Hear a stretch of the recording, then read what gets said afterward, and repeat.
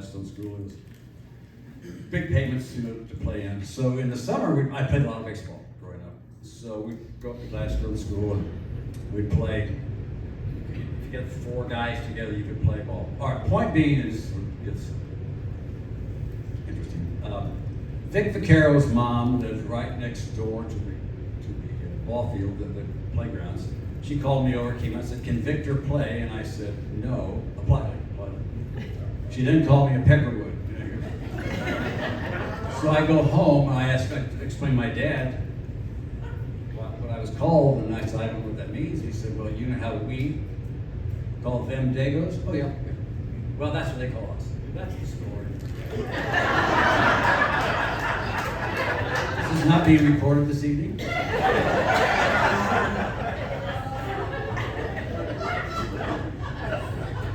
What was the question?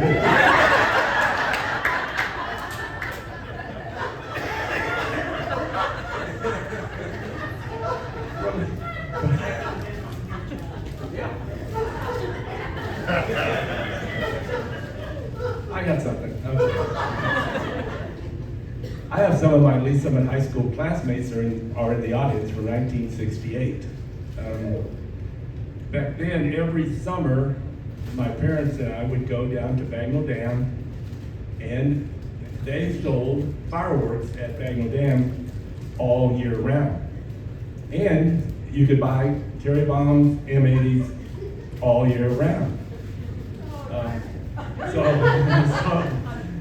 So in junior high, there were 3 explosions during the day in the bathroom, and it was like kapoom, kapoom, kapoom, and I had an inkling where those kapooms were coming from, because one of my friends, I had sold some of those cherry bombs to him. Very quickly on the loudspeaker, there was a request for him, I won't use his name, to come to the office. About 10 minutes later, there was a request for Dymon Wood to come to the office. And at that time, I had already put 2 and 2 together.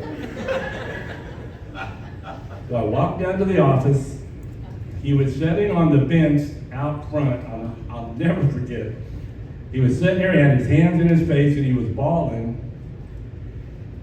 And I'm not going to tell you exactly what I said to him, but the other words were, "When we get out of here, I'm going to give you something to cry about." And at the time, I was a member of the student council for a very short time.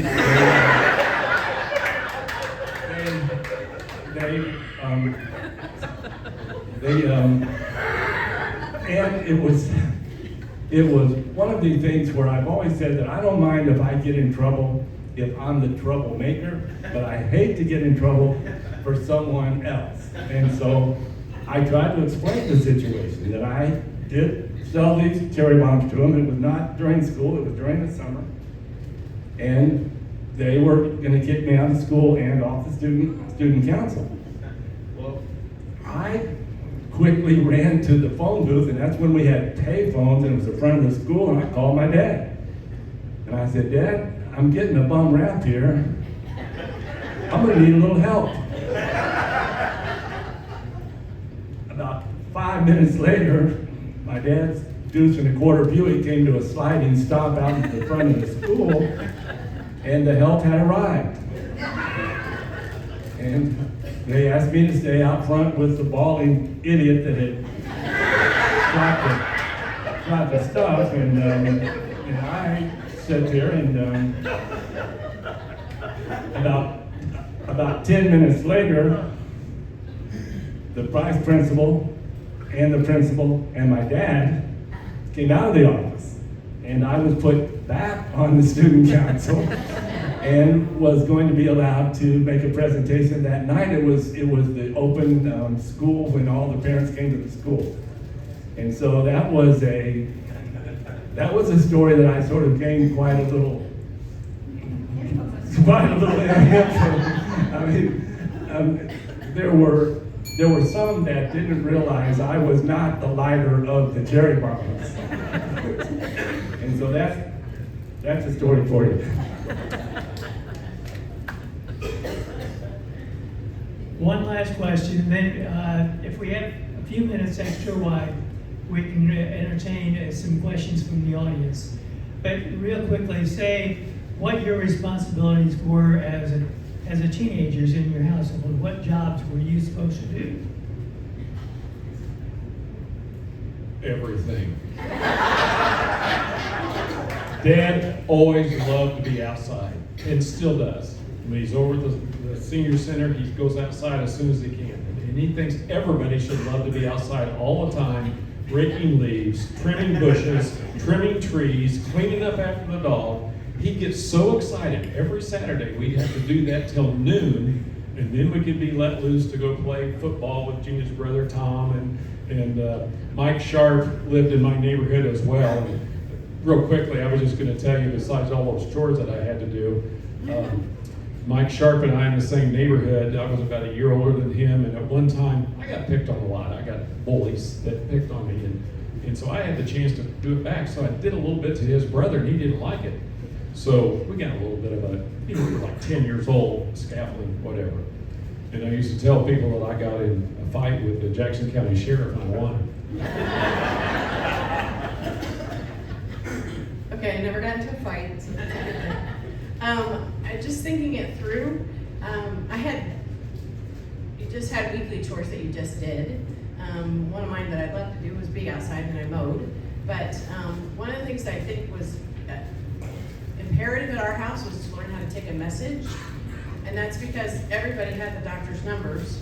So you just called their house. I mean, people stop by sometimes, and if I was told I needed to leave and go to my room or whatever because someone stopped by, I knew that there's probably something I didn't really want to see, that my dad needed to take care of, an emergency that they couldn't get to the emergency room. So you just listened and you did those things, but you had to learn how to take a message, and it had to be what time they called, who called, and a phone number.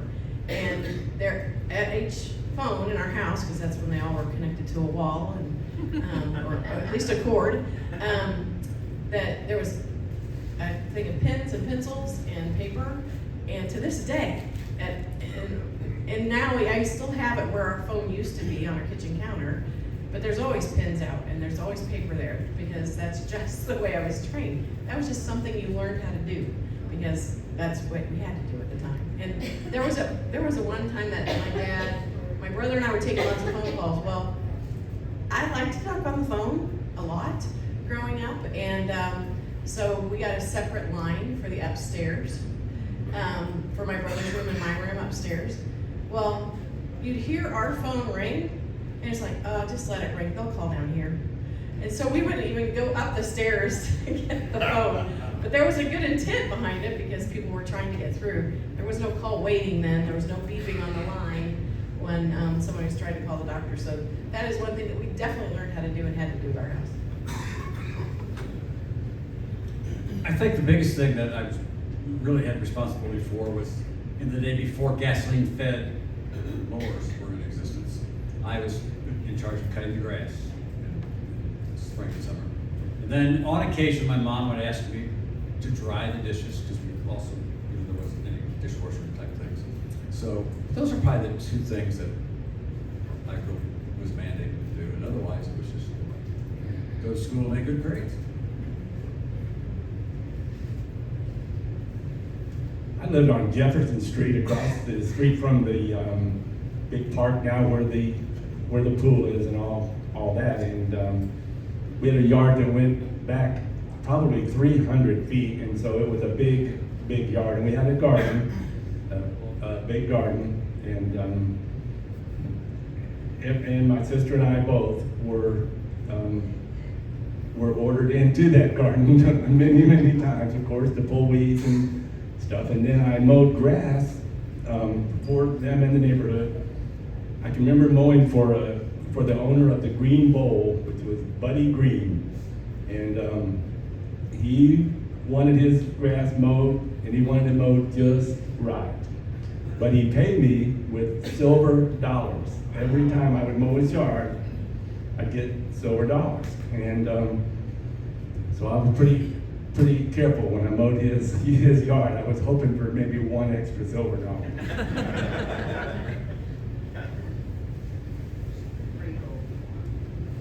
Kim, I was listening to you, and medical practices sure changed, hasn't it? Who has a burning question? Anybody? Yes. Dot, tell us about a fashion statement that may have changed during your high school days. No, wait, about what? A fashion item Okay. that you may or may not have been responsible for? I had a very close friend, D. Lely, and he was from Delray Beach, Florida, and he moved here with his dad, who was learning to be a unity minister. And so during the summer, we were probably sophomores. We drove down to Delray Beach, Florida, and they had something that we'd never seen before, and it was bell bottoms.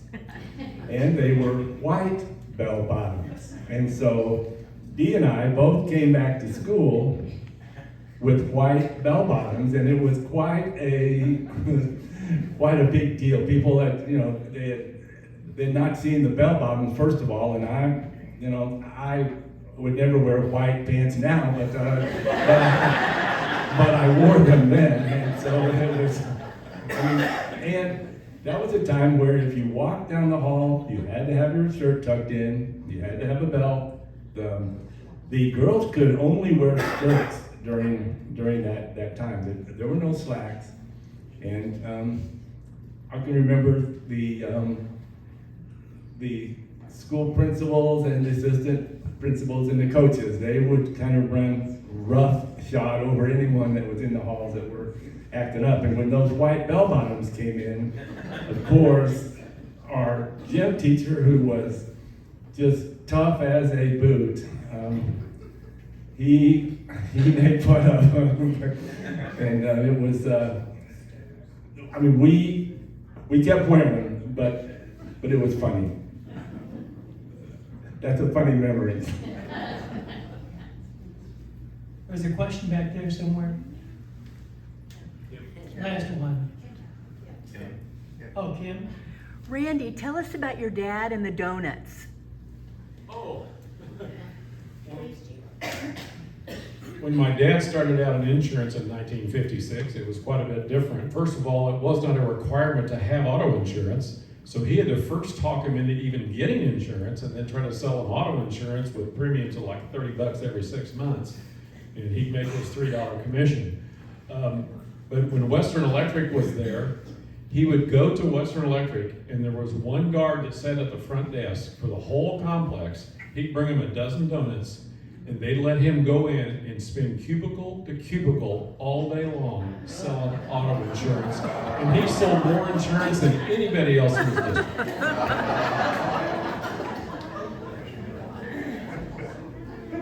Well, the time has come.